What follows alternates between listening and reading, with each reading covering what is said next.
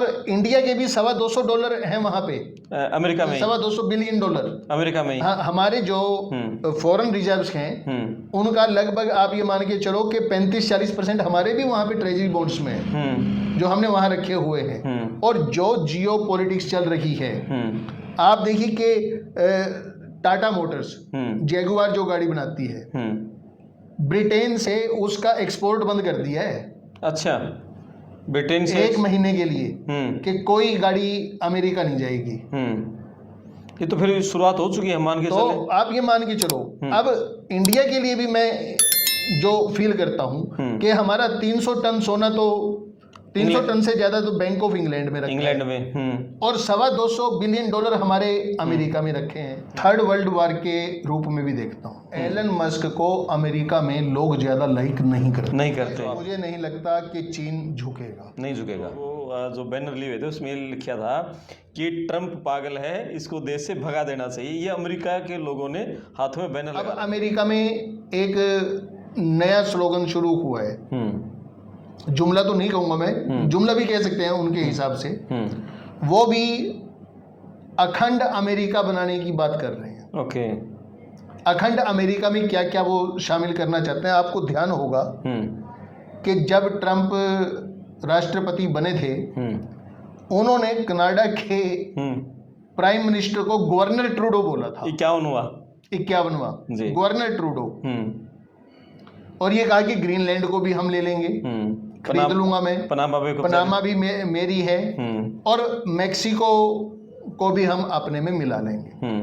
तो ये अब वो अमेरिका को ग्रेट बनाने के लिए वो कहते हैं कि ये सारा का सारा अमेरिका का हिस्सा हो, तो ये कॉन्टिनेंट को ही कंसोलिडेट करने की कोशिश कर रहे हैं। अमेरिका के राष्ट्रपति डोनाल्ड ट्रंप ने टैरिफ से पूरी दुनिया में हड़कंप मचा दिया है, तहलका मचा दिया है, और अब इस तरह की आवाजें सुनाई देने लगी है कि ये तीसरे विश्व युद्ध की शुरुआत हो गई है। तो डोनाल्ड ट्रंप के टैरिफ से किस तरह का माहौल पूरी दुनिया में है? क्या हम ये मान के चलें कि ये टैरिफ तीसरे विश्व युद्ध का पहला हथियार उन्होंने छोड़ दिया है? आगे अभी चीन पर जो 104% टैरिफ लगा है, चीन की प्रतिक्रिया का भी इंतजार है, वो क्या इसका जवाबी हमला देगा? और चीन का पड़ोसी देश और भारत का ही पड़ोसी देश है श्रीलंका, छोटा हा देश है, अभी पिछले दिनों हालात उसके खराब थे, उस पर भी 44% टैरिफ लगा दिया है। सिंगापुर पर 10% है, भारत पर 26% टैक्स है। तो इस तरह से जो हालात बना दिए हैं ट्रंप ने, और उसका एक और इम्पैक्ट अभी अमेरिका में दिखना शुरू हो गया है। लोगों में बहुत जबरदस्त वहां अमेरिका में विरोध है। जनवरी में जब ट्रंप ने शपथ ली थी तो पूरे अमेरिका में खुशियां मनाई जा रही थी कि ट्रंप अमेरिका को दोबारा ग्रेट बनाएगा, लेकिन अब वहां 6 लाख लोगों ने, जो 2 दिन पहले हैंड्स ऑफ आंदोलन हुआ था, रजिस्ट्रेशन करवाया था 6 लाख लोगों ने, और लाखों लोग पूरे 50 राज्यों में सड़कों पर उतरे थे। आप इस वीडियो को पूरा सुनना, आपको पूरे मामले की जानकारी हो जाएगी, आखिर ये मुद्दा क्या है, क्या हम असलियत में तीसरे विश्व युद्ध की तरफ बढ़ रहे हैं। तो ट्रंप के टैरिफ का अमेरिका में क्या हाल है, अमेरिका को कितना नुकसान है, और पूरी दुनिया में उसका क्या नुकसान होगा, उस पर पूरे विस्तार से बातचीत करेंगे, पूरे मुद्दे की पड़ताल करेंगे। और इस बातचीत के लिए हमारे साथ खास मेहमान हैं वरिष्ठ अर्थशास्त्री प्रोफेसर ओपी गुप्ता जी। आप वीडियो पर अपने कमेंट्स करना, वीडियो को शेयर करना, चैनल को सब्सक्राइब करना। बात करते हैं जी। नमस्ते सर। नमस्कार। मैंने बहुत ही लंबा इंट्रो दे दिया है, और वो इसलिए दिया कि ट्रंप ने मतलब काम ही ऐसा कर दिया, पूरी दुनिया में तहलका मचा रखा है। ये क्यों कर रहा है ट्रंप इस तरह के? पहले अमेरिका पर 10%, 20%, 104%, और आसपास के छोटे छोटे देशों पर भी इसने कर दिया।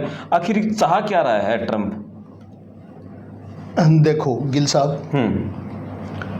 मैं थोड़ा इतिहास में जाना चाहूँगा जी। 1 जनवरी 1995 से WTO लागू हुआ था, विश्व व्यापार संगठन जी, जिसको बोलते हैं। उस वक्त विश्व व्यापार संगठन जब बना जी, तो बहुत सारे देशों की अपेक्षाएं थी कि एक डिफाइंड रूल्स एंड रेगुलेशंस के अंडर हम काम करें जी। और तब डिफाइन किया गया कि कौन कौन से देश कितने कितने टैरिफ लगा सकते हैं, किस किस प्रकार की पॉलिसीज बनाई गई, रूल्स बनाए गए, और उन्हीं के अंडर काम हुआ जी। लेकिन ये WTO के अंडर सभी देशों को फायदा हुआ जी। कुछ पॉलिसीज टेक्नोलॉजी से रिलेटेड बनाई गई। 3 प्रकार की टेक्नोलॉजी से रिलेटेड बनाई गई कि भाई एक तो हाई एंड टेक्नोलॉजी जिसमें बहुत ज़्यादा सोफिस्टिकेशन की, रिसर्च की, डेवलपमेंट की ज़रूरत होती है जी, जो मैक्सिमम डेवलप्ड नेशंस के पास थी। फिर एक आपकी इंटरमीडिएट टेक्नोलॉजी जी, कि वहाँ भी काम चलता रहे, थोड़ा बहुत दूसरे देशों में शिफ्ट हो जाए। और तीसरी आपकी लोअर टेक्नोलॉजी आप कह सकते हो जी, कि भी जो बहुत छोटा काम है या छोटे स्तर पे हो सकता है, उनको हम डेवलपिंग नेशंस के अंदर शिफ्ट कर दें जी। लेकिन डेवलप्ड नेशंस को, अमेरिका को कभी भी ये सपने में नहीं सोचा था कि जो लोअर टेक्नोलॉजी और इंटरमीडिएट टेक्नोलॉजी जब डेवलपिंग नेशंस में या सेमी डेवलप्ड नेशंस के अंदर जाएगी या वहाँ पर उनका उत्पादन बढ़ेगा तो वो अमेरिका से रोजगार को भी अपने साथ ले जाए जी। अब वहाँ बढ़ा है, वहाँ बढ़ गया, और चाइना है, ताइवान है जी, आपका वियतनाम है, कंबोडिया है। हालांकि चाहिए छोटे छोटे देश हैं, बिल्कुल, इनको एशियन टाइगर्स बोला जाता था। सिंगापुर हुआ एशियन टाइगर्स बोला जाता था कि इन्होंने बहुत तेज रफ्तार से अपनी इकोनॉमी को आगे बढ़ाया था, अपनी इंफ्रास्ट्रक्चर को बेटर किया था, अपनी जो लेबर थी उसको प्रोडक्टिव बनाया था। तो हुआ क्या, समय के साथ साथ अमेरिका से जॉब खत्म होते गए और वो सारे इधर शिफ्ट होते गए। और वर्ल्ड इकोनॉमी के अंदर अगर मैं आज की डेट में बात करूं तो चाइना का हिस्सा 35% है जी। और ताइवान छोटा देश है, वो सेमीकंडक्टर और चिप में तो उसने अमेरिका को भी पीछे छोड़ दिया, पूरे वर्ल्ड को पीछे छोड़ा हुआ है, बिल्कुल पूरे वर्ल्ड को पीछे छोड़ा हुआ है उसने। तो अब जब ट्रंप पिछली बार आए थे, प्रेसिडेंट बने थे, तभी भी उन्होंने कोशिश की कि अमेरिका को मैं दोबारा उसके पुराने स्तर के ऊपर लेकर आऊं। और अब जब इलेक्शन में आए तो उनका इलेक्शन का मैनिफेस्टो था कि I will make America great again ji, कि मैं अमेरिका में इंडस्ट्रीज लेके आऊंगा, मैं अमेरिका के अंदर रोजगार लेके आऊंगा, मैं अमेरिका का जितना ट्रेड डेफिसिट है उस सारे ट्रेड को मिटा के रहूं जी, कि अपने आप को स्ट्रॉन्ग बना के हम रहें। तो ये सोच के उसने पहले की जब शपथ ली, ये कह दिया कि 2 अप्रैल से उन्होंने डिसाइड कर दिया कि हम सारे देशों के ऊपर लगभग 60 देश थे जिनके ऊपर के टैरिफ लगाया गया जी। उसमें भी अलग अलग कैटेगरीज बांटी गई। ये कैटेगरी अलग अलग क्यों बांटी? वो वही बता रहा हूँ मैं आपको। कुछ देश ऐसे थे जिनके ऊपर उसने प्रतिबंध लगाया हुआ था, जैसे रसिया है, रसिया के ऊपर सैंक्शन लगा दिया तो उसके ऊपर कोई टैरिफ नहीं लगाया, क्योंकि जब प्रतिबंध लगा दिए तो कोई टैरिफ नहीं लगा। कुछ देश ऐसे थे जिनके ऊपर, जिससे उसको बहुत कम खतरा था कि भाई मेरे लिए ये आने वाले समय में खतरा पैदा नहीं हो सकते जी, तो उनके ऊपर 10% लगाया। कुछ उसके साथी थे यूरोपियन, के भाई यूरोपियन कंट्रीज, उनके ऊपर भी कम लगाया, 20% के आसपास लगाया। इजराइल, लेकिन जो साउथ ईस्ट एशियन कंट्रीज थे जिससे सबसे ज्यादा खतरा उसको महसूस होता है, चाहे वो आपका हांगकांग है, चाहे आपके सिंगापुर है, चाहे जापान है, जापान हुआ, चाइना हुआ, श्रीलंका हुआ, कंबोडिया हुआ, वियतनाम हुआ, इनके ऊपर बेधड़क वो खूब टैक्स लगा दिया, टैक्स लगाया जी। और उससे क्या हुआ कि सारे वर्ल्ड के अंदर अफरा तफरी मच गई। अब अमेरिका चाहता क्या है? अमेरिका ये चाहता है कि जो मैन्युफैक्चरर्स हैं वो अमेरिका आकर मैन्युफैक्चरिंग करनी शुरू करें ताकि वहां पे लोगों को रोजगार मिल सके जी। जो फैक्ट्रियां जो इधर थी वो वहां लगे जी। अब इसकी वजह से क्या हुआ कि जब ये टैरिफ लग गया तो कुछ देशों ने अभी भी अप्रोक्सीमेटली लगभग 70 कंट्री ऐसे हैं वर्ल्ड में जो नेगोशिएशन करने की ताक में है कि हम अपने यहाँ टैरिफ कम कर देंगे अमेरिकन चीजों पर, आप भी हमें राहत दो, आप भी हमें राहत दो। और कुछ ऐसी न्यूज आ भी रही है कि शायद डोनाल्ड ट्रंप को झुकना पड़ जाएगा क्योंकि वहां लोगों ने विरोध करना शुरू कर दिया। अमेरिका में हालात खराब हो रहे हैं। अमेरिका में लोगों ने विरोध करना शुरू कर दिया और इस आशंका से कि कहीं चीजें महंगी ना हो जाएं जी, वहां पे लोगों ने अनाप शनाप होर्डिंग करनी शुरू कर दी, चीजों की जमाखोरी शुरू हो गई। अब इससे क्या होगा? इससे ये होगा कि एक तो आपकी जो ग्लोबल सप्लाई चेन है वो टूट जाएगी, बिल्कुल, और ग्लोबल सप्लाई चेन टूट जाएगी। दूसरे जो अमेरिका में इंपोर्टर हैं, जो दूसरे देशों से इंपोर्ट कर, मान लो इंडिया से माल अमेरिका में जाता है, तो वो इंडियन इंपोर्टर्स को, ये एक्सपोर्टर्स को ये कह रहे हैं कि भाई आप अपने यहाँ पर 26% लग गया, आप अपने माल का रेट जो है डाउन करो, नहीं तो हमारा काम नहीं चलेगा। अब इतना प्रॉफिट मार्जिन उनका नहीं है कि वो अगर 26% डाउन कर देंगे तो उनका वो नुकसान में आ जाएंगे। बिल्कुल। तो इस तरह की भी प्रॉब्लम्स हैं। अब इस सारे को लेकर जैसे चाइना पे 34% लगाया, 20% पहले लगाया था, 54% लगाया और ये लागू होना था 9 अप्रैल से। लेकिन चाइना ने क्या किया, उस जितना ही 34% 5 अप्रैल 4 अप्रैल को कर दिया और कहता आज से लागू। तीखी प्रतिक्रिया, बिल्कुल एकदम क्विक रिएक्शन और प्रॉम्प्ट रिएक्शन। कहते भाई ऐसे तो ट्रेड वार छिड़ जाएगा, और चाइना ने खुली धमकी दी है कि हम एवरी पोजीशन के लिए, एवरी सिचुएशन के लिए तैयार हैं। ट्रम्प कुछ भी कर ले, हम उसका मुकाबला करने को तैयार है, हम झुकेंगे नहीं जी। तो ये चीज है। मैक्सिको पहले ही कह चुका है। अब जो इन सब चीजों के अलावा ये क्यों कह रहे हैं, आज 104% कर दिया है चाइना के ऊपर। ट्रंप ने धमकी दी थी कि अगर आपने हमारी वापस नहीं लिए तो मैं 9 तारीख को 104% कर दूंगा, और उन्होंने 104% कर दिया। अब क्वेश्चन ये है कि क्या 104% करने के बाद भी अमेरिका चाइना को पछाड़ पाएगा या नहीं? यही सबसे बड़ा सवाल है। ये सबसे बड़ा सवाल है। यहां मैं आपको बताता हूं। मान लीजिए मैंने जैसे आपको कहा, लोअर टेक्नोलॉजी में, इंटरमीडिएट टेक्नोलॉजी में इन देशों ने इंडस्ट्रियलाइजेशन किया, अपनी इंफ्रास्ट्रक्चर को डेवलप किया और अपनी लेबर को प्रोडक्टिव बनाया। अब मैं आपको एक डेटा देता हूं।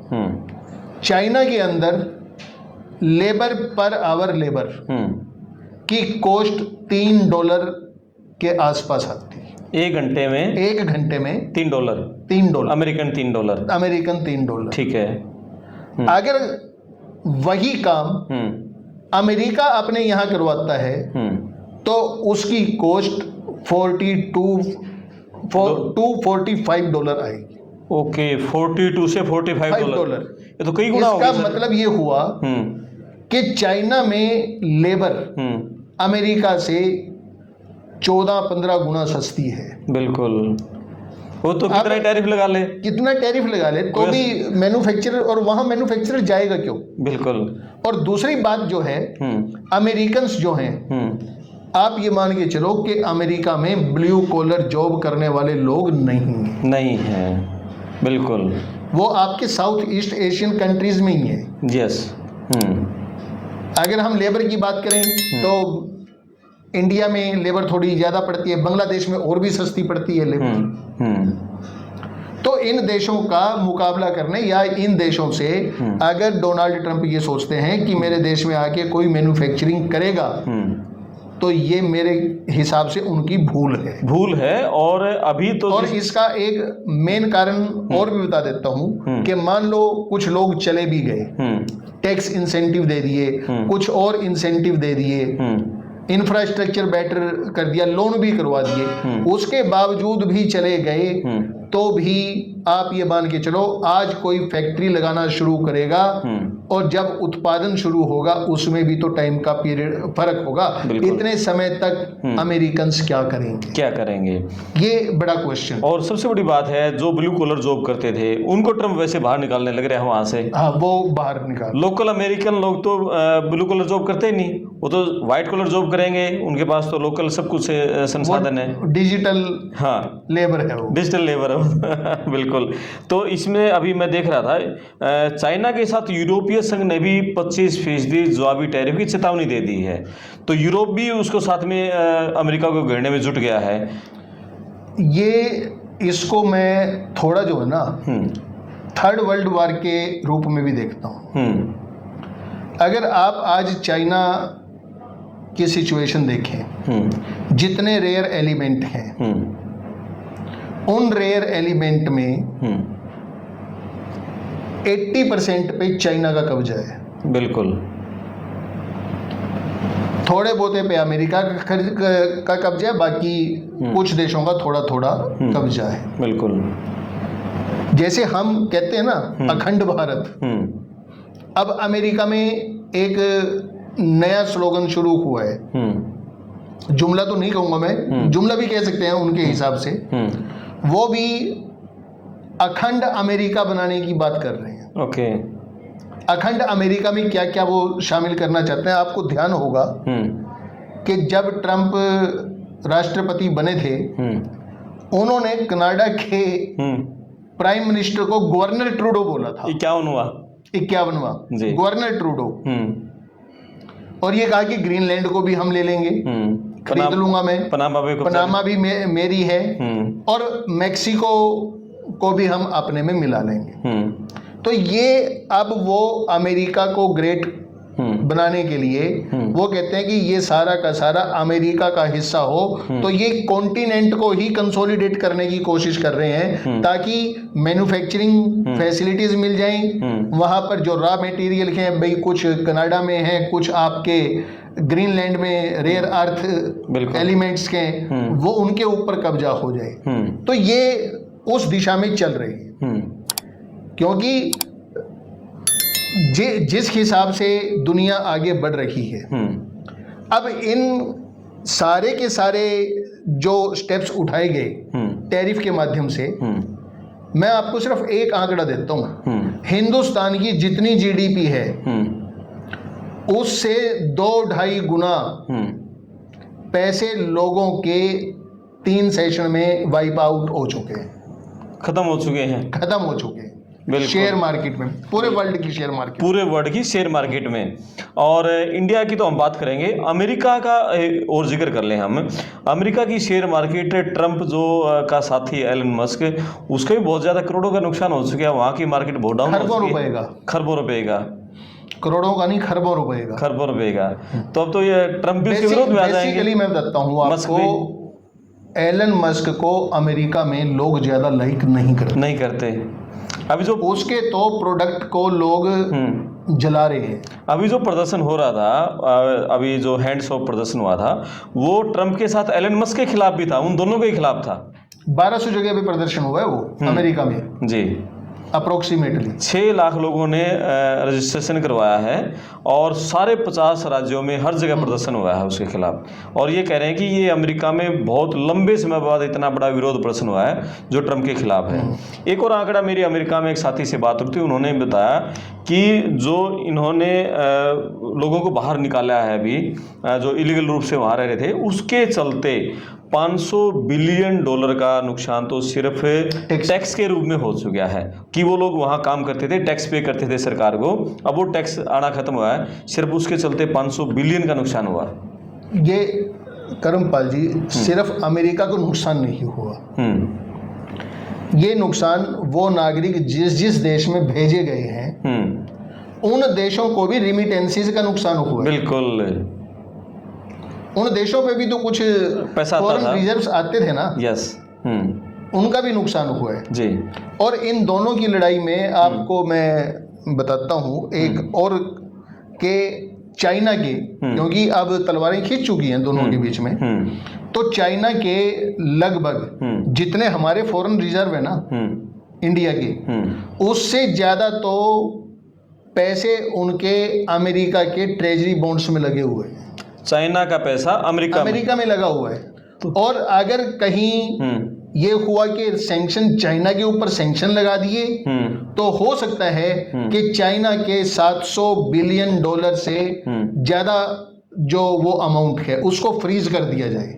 ये तो बहुत बड़ा चाइना जो है वो निकलवा ही नहीं पाएगा उन पैसों को। बिल्कुल। और इंडिया के भी $250 हैं वहां पे, अमेरिका में $250 बिलियन अमेरिका में। हाँ, हमारे जो फॉरेन रिजर्व्स हैं उनका लगभग आप ये मान के चलो कि 35-40% हमारे भी वहां पे ट्रेजरी बॉन्ड्स में है जो हमने वहां रखे हुए हैं। और जो जियो पॉलिटिक्स चल रही है, आप देखिए कि टाटा मोटर्स जैगुआर जो गाड़ी बनाती है, ब्रिटेन से उसका एक्सपोर्ट बंद कर दिया है। अच्छा, ब्रिटेन से 1 महीने के लिए कि कोई गाड़ी अमेरिका नहीं जाएगी। ये तो फिर शुरुआत हो चुकी है, मान के तो चले। आप ये मान के चलो। अब इंडिया के लिए भी मैं जो फील करता हूं कि हमारा 300 टन सोना, तो 300 टन से ज्यादा तो बैंक ऑफ इंग्लैंड में रखा इंग्लैंड है। में और $250 बिलियन हमारे अमेरिका में रखे हैं। तो मैं तो ये कहता हूं भाई कि जितना ये जब तक अनसर्टेनिटी है, अपना पैसा अपने पास मंगवा लिया जाए तो हम ज्यादा सुरक्षित महसूस कर सकते हैं। मेरा ये आगे मुश्किल हालात से हम सामना कर पाएंगे। जी, तो ये करो बताओ सर, जैसे चाइना की अमेरिका की तो तलवारें खींच गई, श्रीलंका छोटा सा देश है, उस पर 44% टैरिफ क्यों लगाया है? इसका क्या आपको अंदाजा है, क्यों है ये? श्रीलंका से ज्यादा व्यापार तो नहीं है, हाँ, लेकिन मैं ये मान के चलता हूँ कि साउथ ईस्ट एशियन कंट्रीज और ये चाइना श्रीलंका पे जो है वो इसलिए हो सकता है कि श्रीलंका चाइना के ज्यादा नजदीक है, उसकी गोदी में बैठा हुआ है। यानी जो देश चीन से ज्यादा व्यापार, चीन के अलाइज बन के काम करेंगे, हाँ, उनको वो दंडित करना चाहता है, उनको दंडित करेगा। और शायद इसीलिए इंडोनेशिया पर भी 32% लगा दिया है, और वियतनाम पर भी इसने काफी लगा दिया है, ताइवान पर भी 32% लगा दिया है। तो उन सारे देशों को, और सबसे बड़ी बात मैं बताता हूँ, इसमें इतना बड़ा झूठ बोला है अमेरिका ने, इतना बड़ा झूठ कि आप विश्वास नहीं कर सकते। इंडिया ने जो टैरिफ लगाया हुआ था वो एवरेज निकालो तो वो आपका 15-17% आता है। 15-17% लगा लेता भाई, बिल्कुल, लेकिन 26% लगाया और साथ में ये क्लेम कर रहे हैं कि मैंने 50% डिस्काउंट भी करके लगाया है। तो एक तरह से, लेकिन यहाँ मैं ये मानता हूं कि अमेरिका ने डी ग्लोबलाइजेशन शुरू कर दिया है, लेकिन यहाँ इंडिया का अभी तक कोई रिएक्शन नहीं आया, यहाँ सरकार का आ जाएगा, कोई बात नहीं। सिंगापुर के प्रधानमंत्री ने वहां देश को संबोधित कर दिया है। ये अच्छी बात है कि देखो, जो भी शासक है, चाहे वो प्रधानमंत्री है चाहे प्रेसिडेंट है, उस देश के निवासियों को ये जरूर बताना चाहिए कि हमारी पोजीशन क्या है और हमारी नीति क्या है, क्या रणनीति आगे रहेगी, हम कहाँ खड़े हैं। बिल्कुल, ताकि हम बुरे से बुरी सिचुएशन के लिए तैयार रहें, मानसिक रूप से तैयार रहें। जी, बता दें तो ये बहुत अच्छी बात है। बिल्कुल, अभी लेकिन हम ये नहीं कह सकते कि हमारी सरकार चुप बैठी हुई होगी या वो कुछ कर नहीं रही होगी। जी, जब समय आएगा तो नागरिक भारतीयों को बता दिया जाएगा। ठीक है। अच्छा, इसका क्या असर पूरे वर्ल्ड वाइड, क्या इम्पैक्ट देखते हैं? तेल की कीमतें 60 वो प्रति बैरल गिर गई हैं, सोना कम होने लग गया है, अनसर्टेनिटी है। जितनी ज्यादा अनसर्टेनिटी होगी सीधी प्रोडक्शन को अफेक्ट करेगी। जी, तेल की कीमतें गिरने का मतलब यह है कि प्रोडक्शन नहीं हो रही, तेल की डिमांड नहीं है। जी, इसका मतलब क्या है कि बेरोजगारी बढ़ेगी, और जब चीजें कम होंगी तो हो सकता है अमेरिका में तो इन्फ्लेशन भी बढ़ेगा, बुरी तरह से इन्फ्लेशन बढ़ेगा। जी, रोक नहीं सकता उसको कोई। तो ये चीजें बड़ी मैं ये कहूं कि खराब स्थिति पैदा हो रही है पूरे ऑल ओवर वर्ल्ड, पूरी दुनिया में। और ये लगभग वैसी ही स्थिति पैदा हो रही है जैसी 1929-30 में महामंदी आई थी। बिल्कुल, लगभग वही स्थिति है। उस वक्त भी यही परिस्थितियां चली थी, आज भी यही परिस्थितियां चल रही हैं। तो हो सकता है कि वर्ल्ड वार का जो खतरा है, क्योंकि इकोनॉमी जितनी ज़्यादा आपकी पीड़ित होंगी या इकोनॉमी जितनी ज़्यादा आपकी नष्ट होंगी देशों की, तो फिर मार धाड़ के चांसेस उतने ही ज्यादा बढ़ होंगे। जाएंगे। तो एज ए अर्थशास्त्री आपको क्या लगता है, भारत को अब इस माहौल में किस तरह के कदम उठाने चाहिए? देखो, मैं ये कहता हूं कि अगर हमारे सारी जगह से व्यापार भी बंद हो जाए तो भी हमारी पॉपुलेशन हमारे लिए एक असेट है। बिल्कुल, कि हम इतना प्रोड्यूस तो कर ही लेंगे कि अपनी जनता को खिला सके जी। बाजार में हम टिके रहेंगे, लंबे समय तक टिके रहेंगे ड्यू टू पॉपुलेशन जी। लेकिन विकास रुक जाएगा, बिल्कुल, डेवलपमेंट रुक जाएगी, जो काम होने होते हैं वो काम रुक जाएंगे। मैंने जो आपको बताया कि एक डीग्लोबलाइजेशन का प्रोसेस शुरू कर दिया है। ट्रंप की ये जो पॉलिसी है ये अपने ट्रेड को प्रोटेक्ट करने के लिए नहीं है भाई। WTO बना था, उसने कुछ नियम बनाए कि इन नियमों के तहत आप काम करोगे। सभी देशों ने काम किया, जिन्होंने टैरिफ लगा रखे वो भी उन नियमों के अंतर्गत ही लगाए हुए हैं, उस सीमा से बाहर जाकर किसी देश ने नहीं लगाए हुए। अब उसने क्या कहा कि नहीं, WTO ये भी भेदभाव कर रहे हैं, IMF ये भी भेदभाव करता है मेरे साथ, वर्ल्ड बैंक ये भी मेरे साथ भेदभाव करता है। और सबसे बड़ी बात ये है कि ट्रंप के दिमाग में ये है कहीं ना कहीं कि मैं सारी चीजों को जानता हूं, मैं सबका जानकार हूं और मेरे से बड़ा कोई जानकार नहीं। ये जो गलतफहमी है ना, इस गलतफहमी ने अमेरिका की पूरी दुनिया में भिद पिटवा दी। अभी वहाँ जो प्रदर्शन था उसमें लोगों जो बैनर लिए हुए थे उसमें लिखा था कि ट्रंप पागल है, इसको देश से भगा देना चाहिए। ये अमेरिका के लोगों ने हाथों में बैनर लगा रखे थे। ठीक है, अगला सवाल ये है सर, अब इस माहौल में क्या जो ब्रिक्स के देश हैं, अपना ब्राज़ील है, चाइना है, इंडिया है और दक्षिण अफ्रीका है और रसिया है, इन देशों की जो एक अलग से करेंसी की बातें थी, यूरोप भी अभी पूरा तरह से एकजुट हो गया है, ये सारे देश यदि अमेरिका के खिलाफ एकजुट हो जाए तब क्या माहौल रहेगा? क्या ऐसे हालात बन सकते हैं? कुछ रीजनल कोऑपरेशन बन सकते हैं, रीजनल टुकड़े बन सकते हैं। ब्रिक्स में 10 मेंबर हैं। चाइना ने, अभी मैं आपको और बताता हूं कि चाइना ने किया क्या है। चाइना ने अपना पेमेंट सिस्टम स्टार्ट कर दिया युआन में कि आप मेरे साथ ट्रेड करो और इस सिस्टम के थ्रू करो। जो अमेरिका का स्विफ्ट सिस्टम था डिजिटल वाला पेमेंट करने का, उसमें 5-7 दिन लग जाते थे, बता दें, और ये आपके 10 सेकंड के अंदर पेमेंट कर देता है। और कॉस्ट जो है वो कॉस्ट आपकी 90% रिड्यूस हो गई है उससे। कॉस्ट भी कम होगी, टाइम भी कम हो गया। और उसने कहा है कि भी मैं और देशों को इनवाइट करता हूं। अभी लगभग उसको 16 या 20 देशों को उसने ऐसा करने को कहा है। तो ये तो, लेकिन प्रॉब्लम ये है कि वो कितना कामयाब हो पाएगा कितना नहीं, ये डिपेंड करेगा। लेकिन मतलब चीन अड़ चुका है और ये मतलब हालात और बुरे होने वाले हैं दुनिया भर में, लग ऐसा रहा है। तो क्या मान के चले, क्या अब लास्ट में बिल्कुल इसका एक निचोड़ निकाल के दे दो, अभी ट्रंप को झुकना चाहिए, क्या ट्रंप झुक सकता है? और चीन की प्रतिक्रिया का भी इंतजार है। चीन का क्या लगता है कि आगे चीन क्या करेगा? नहीं, ये तो निश्चित है 104% टैरिफ का जवाब। मुझे नहीं लगता कि चीन झुकेगा, नहीं झुकेगा।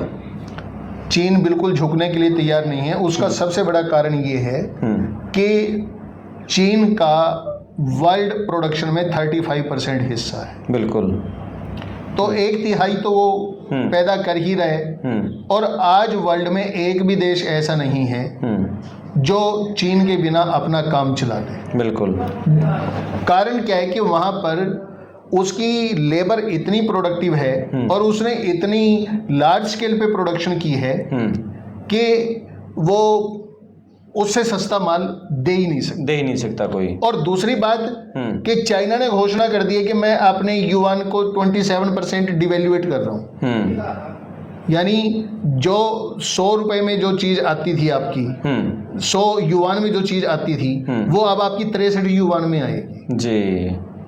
सॉरी 73 युआन, 27% 27% कम कर दी। तो लोगों को चीज़ तो ज़्यादा मिलेगी ना, सस्ती भी मिलेगी, सस्ती ज़्यादा भी मिलेगी मिलेगी। ज़्यादा। जी, तो इस माहौल में इंडिया को कहाँ खड़ा होना चाहिए, चाइना की तरफ या अमेरिका की तरफ? इंडिया को अभी तो वेट एंड वॉच की पॉलिसी करनी चाहिए, कोशिश करनी चाहिए डिप्लोमेटिकली के रैशनलाइजेशन हो टैरिफ का। अगर टैरिफ का रैशनलाइजेशन नहीं होता और सरकार कोई कदम नहीं उठाती तो बीइंग सिटीजन, इंडिया का नागरिक होने के नाते कम से कम हम इतना कदम जरूर उठा सकते हैं कि हम अपने डेली लाइफ में जिन अमेरिकन प्रोडक्ट्स का यूज करते हैं हम वो बंद कर दें, राष्ट्रभक्ति दिखाएं। यस, बिल्कुल, बहुत बड़ी बात कह दी। और आप दर्शकों का क्या मानना है कि जो ट्रंप के खिलाफ पूरे अमेरिका में आंदोलन शुरू हो गए हैं, वहाँ महंगाई बढ़नी शुरू हो गई है, पूरे दुनिया में हाहाकार मच गया है और 104% टैरिफ की किसी ने कल्पना नहीं की होगी, चाइना पर वो लगा दिया है, इंडिया पर 26% है। भारत के प्रधानमंत्री की प्रतिक्रिया का भी इंतजार है। 104% टैरिफ का अमेरिका क्या जवाब देता है, चाइना क्या जवाब देता है, उसका भी इंतजार है। हालांकि बहुत सारे देश अभी ट्रंप को चिट्ठियां लिख रहे हैं, उनके साथ नेगोशिएशन का प्रयास कर रहे हैं। क्या कुछ रहता है अभी दुनिया में, अभी पूरी दुनिया में खलबली के माहौल है, हड़कंप का माहौल है, पूरा बिजनेस है, बिजनेसमैन है वो पूरा डरा हुआ है कि आगे होगा क्या। और इस होने में सर ने जो कहा कि हम इतना जरूर कर सकते हैं, अपने देश की जो घरेलू चीज़ें हैं उनका हम यूज़ करें और बाहर की जब चीज़ें हैं चाहे अमेरिका की हो चाहे चाइना की हो उनका यूज़ हम कम से कम करें, लोकल को हम बढ़ावा दें, तो हम इस बुरे हालात में भी मजबूती से खड़े रह सकते हैं। कमेंट्स करना। मैं आपका दोस्त करमपाल, धन्यवाद। धन्यवाद सर। धन्यवाद। थैंक यू, नमस्कार।